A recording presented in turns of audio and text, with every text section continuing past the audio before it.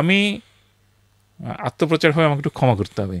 আমি ম্যানহাটানের রাস্তা দিয়ে হাঁটছি নিউ ইয়র্কে, দুই পাশের দোকানে সুভেনির শপ আছে, এই আপনার উপহার সামগ্রী বিক্রি করে, ছোট ছোট হয়তো স্ট্যাচু অফ লিবার্টির মূর্তি, T shirt, new York police লেখা, NYPD লেখা টি শার্ট, এগুলি বিক্রি করে। এগুলি সব বাঙালি দোকানিরা, সেলসম্যানরা বাঙালি।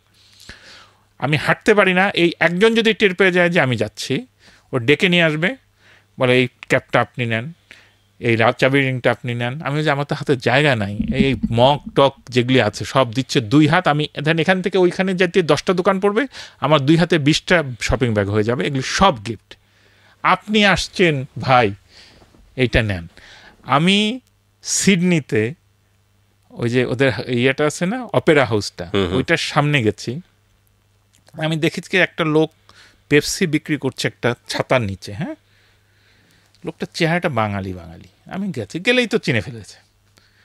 তারপর ওকে ধরে নিয়ে গেল ওইটারই আন্ডারগ্রাউন্ডে সমুদ্রের ধারে খুব সুন্দর রেস্টুরেন্ট, এবং খুবই দামি রেস্টুরেন্ট। ওরা বললো আজকের খাওয়া আপনার কোনো চিন্তা নাই, আপনি এখানে খাবেন। ভুরভুর ভুরভুর করে করতে করতে সব বাঙালি এলো, 10 জন 20 জন। একজন মহিলা এলেন, উনি বললেন আমার বাড়ি মিরপুর। ব্যাগ থেকে আমার আয়েশা মঙ্গল এই জাতীয় একটা বই বের করলেন, যে আপনার বই আমি এখন পড়ছি, এই মুহূর্তে আমি আপনার বই পড়ছি। অসাধারণ অসাধারণ। ঠিক আছে, তা আমি আর এক জীবনে কী চাইবো বলেন? আমি তো লিখেছি, আমি তো ক্রিকেট খেলি নাই, আমি তো সিনেমার নায়ক না, আমি তো ব্যান্ডের গায়ক না, আমি একজন লেখক যার কাজ হচ্ছে নীরবে নিভৃতে লেখা।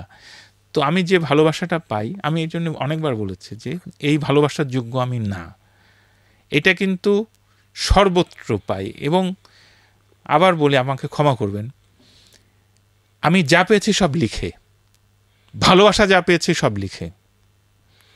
আমাকে আমাদের জাতির পিতার ছোট মেয়ে ফোন করেছেন, কারণ তিনি মা বইয়ের খুব ভক্ত। ওই মা নিয়ে আমি একদিন কলাম লিখেছিলাম, উনি ওই দিন আমাকে ফোন করলেন, শেখ রেহানা আপা, আপনার লেখা পড়ে আমি 3 দিন 4 দিন 5 দিন 6 দিন ঘুমাতে পারিনি, অসুস্থের মতো ছিলাম, এমন আমার উপরে প্রভাব। তারপরে তো তার এই যে যারা ভরে এনেছিল এইসব নিয়ে অনেক কথা হলো। ফোনটা উনি মাননীয় প্রধানমন্ত্রীর হাতে ধরিয়ে দিলেন। তার সঙ্গে যে কথাগুলি হলো এটাও লেখা নিয়ে, তখন বঙ্গবন্ধুর বইটা বেরোচ্ছে, কত ভাষায় বেরোবে, এগুলি নিয়ে। তো আমি একদম প্রধানমন্ত্রী, জাতির পিতা 2 মে থেকে শুরু করে সাধারণ মানুষ ঢাকার বাইরে যেখানে গেছে, এটা অনেক আগের থেকে আমি যে ভালোবাসাটা পেয়েছি, এটা আমি লিখেছি বলে। বাংলাদেশের মানুষ লেখককে খুব ভালোবাসা পায়।